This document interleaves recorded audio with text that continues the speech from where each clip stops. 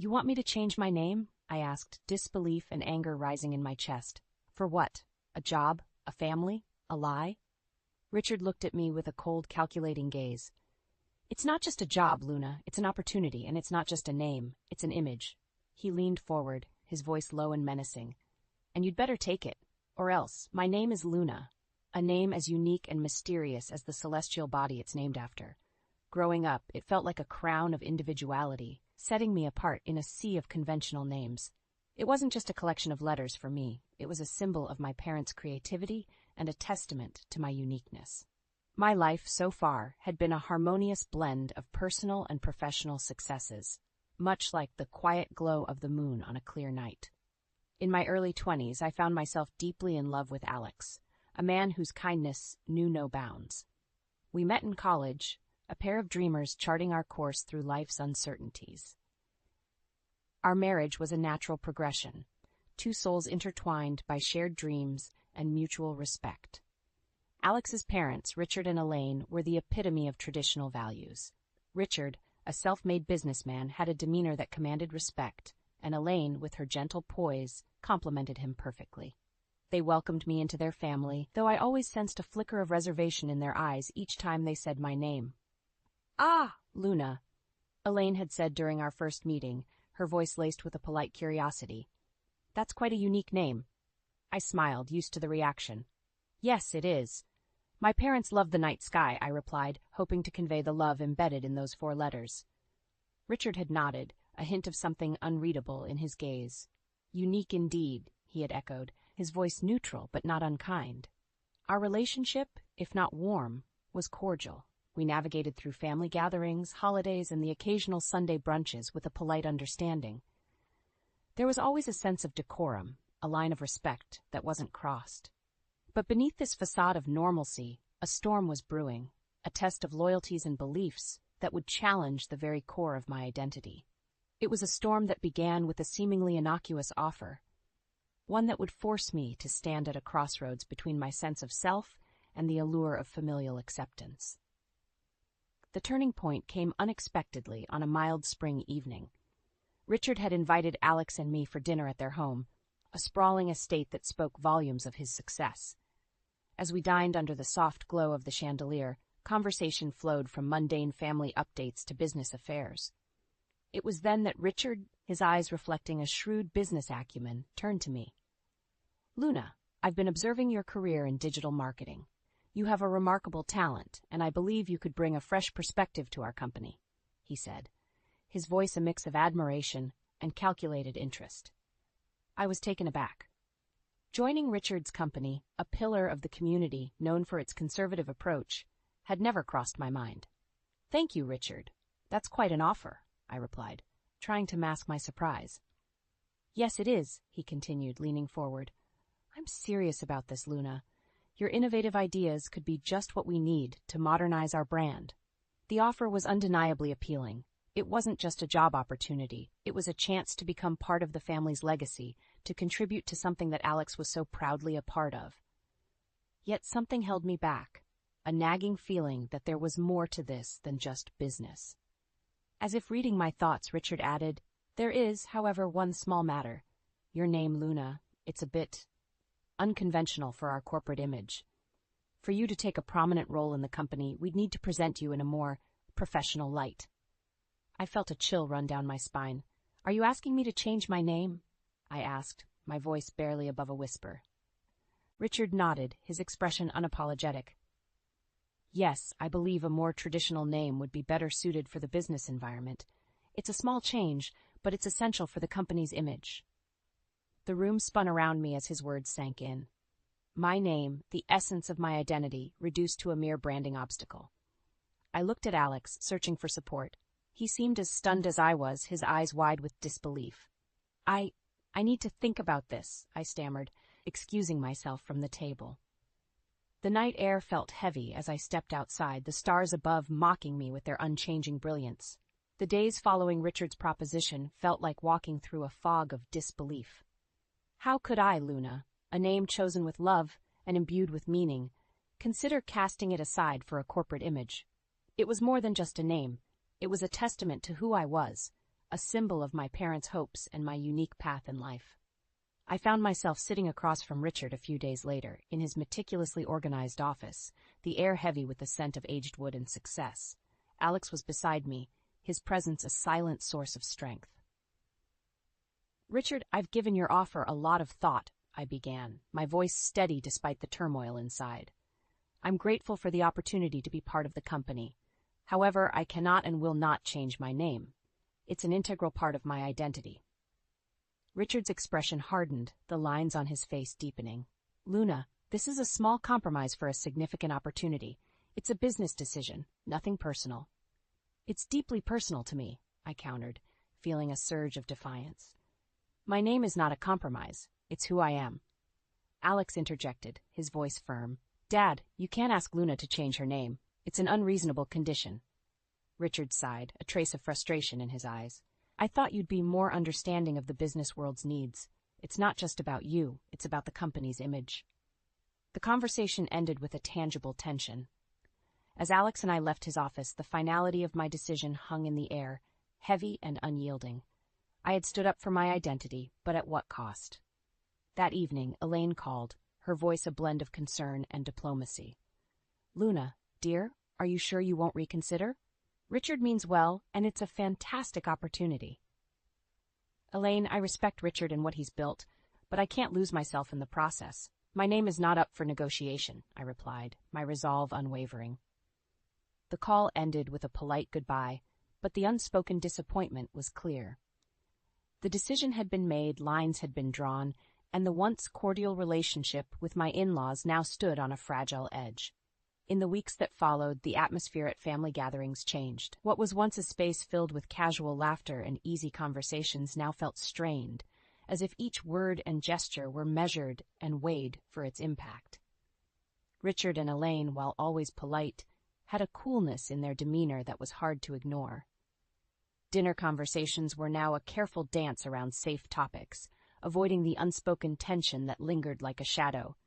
Alex tried to bridge the growing divide, his efforts a testament to his love for both his family and me. Yet, the strain was evident in the furrow of his brow, the way his laughter didn't quite reach his eyes. One Sunday afternoon, as we gathered in their lush backyard, Elaine approached me, her voice soft, her words chosen with care.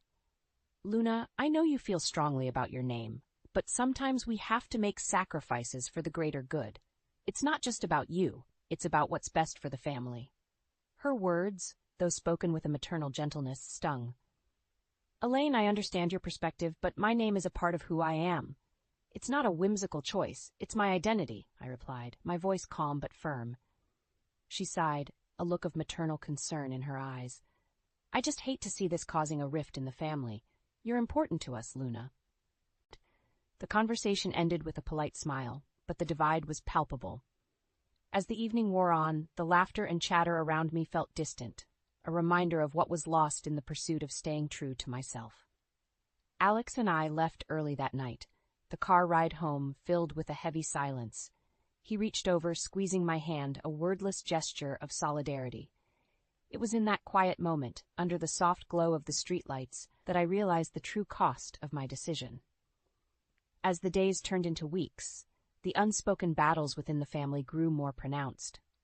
Richard and Elaine's demeanor towards me was cordial, yet there was a perceptible distance, a barrier built not of words but of unmet expectations and unspoken disapproval. Family gatherings became a balancing act. Conversations were polite, yet they lacked the warmth and intimacy that once made these occasions special. I could sense the unasked questions and lingering judgments in their cautious smiles and measured greetings. Alex, caught in the middle of this silent storm, was a pillar of support. He understood the unspoken dynamics, the delicate balance between respecting his parents and standing by his wife. His efforts to ease the tension were commendable, but the gap that had formed was not easily bridged.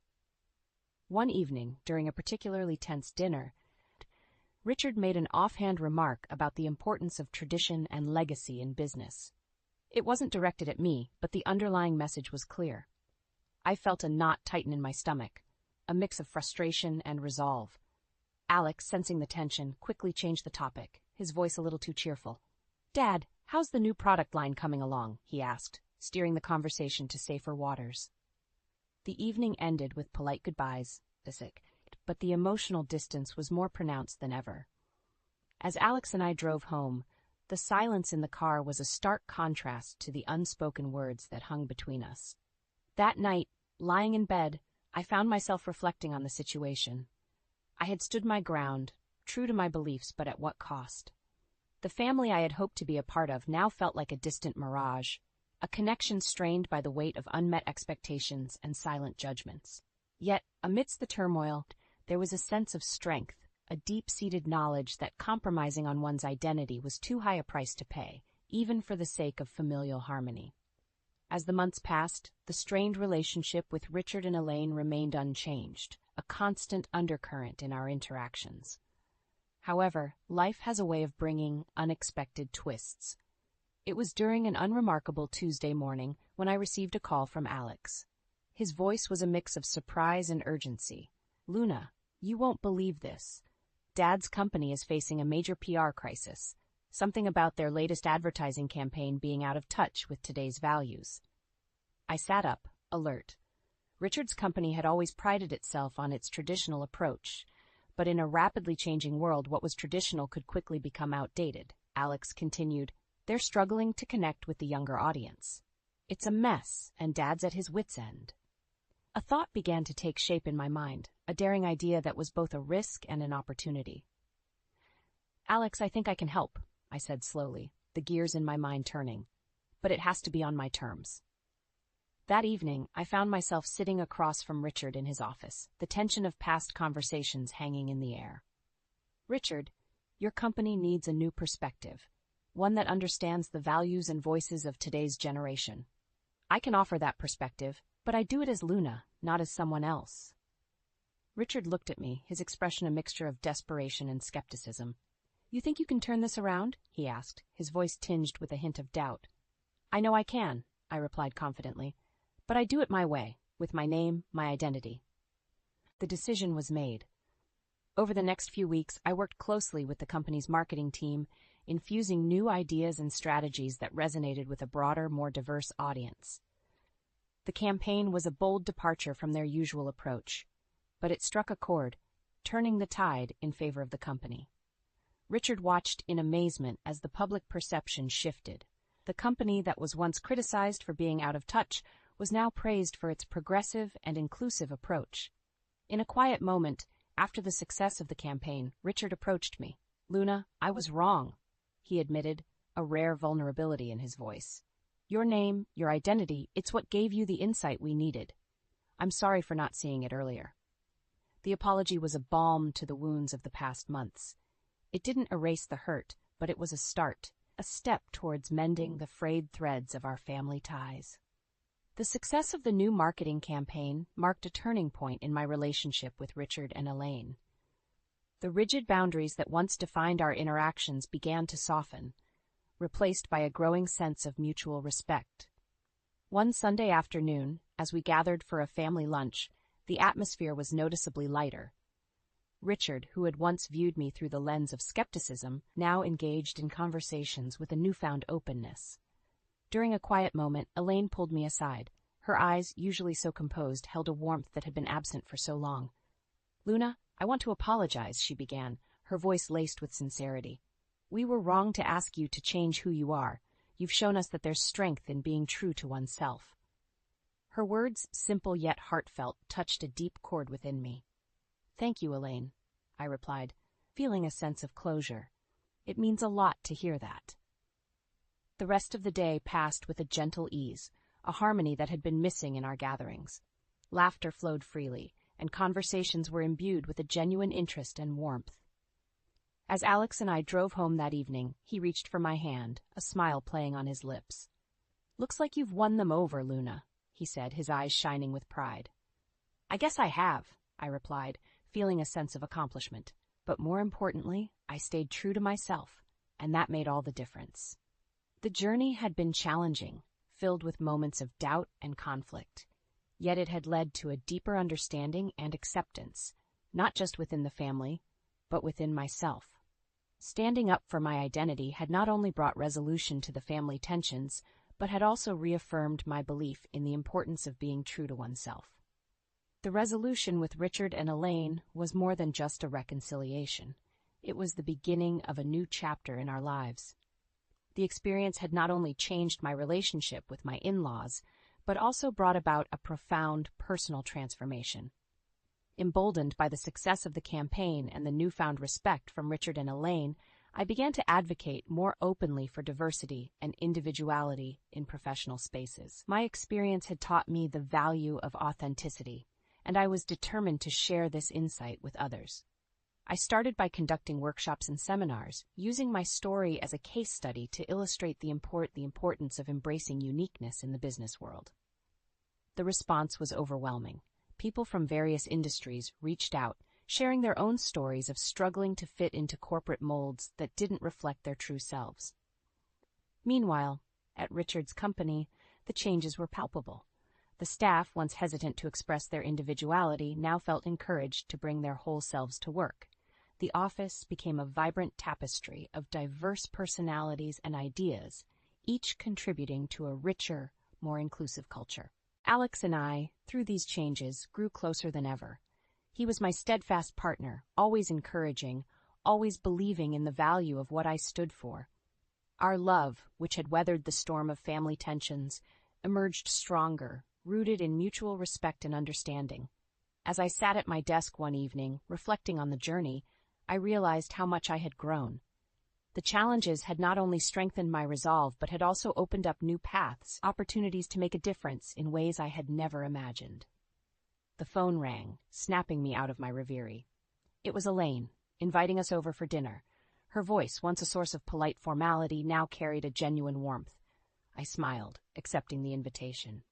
Hanging up, I looked out the window at the night sky, the stars twinkling like distant beacons of hope. My name, Luna, once a point of contention, was now a symbol of my journey, a journey of standing up for who I am and inspiring others to do the same. In the quiet of the night, I realized that this was just the beginning. There were more stories to tell, more barriers to break, and more paths to forge. And I, Luna, was ready for whatever lay ahead.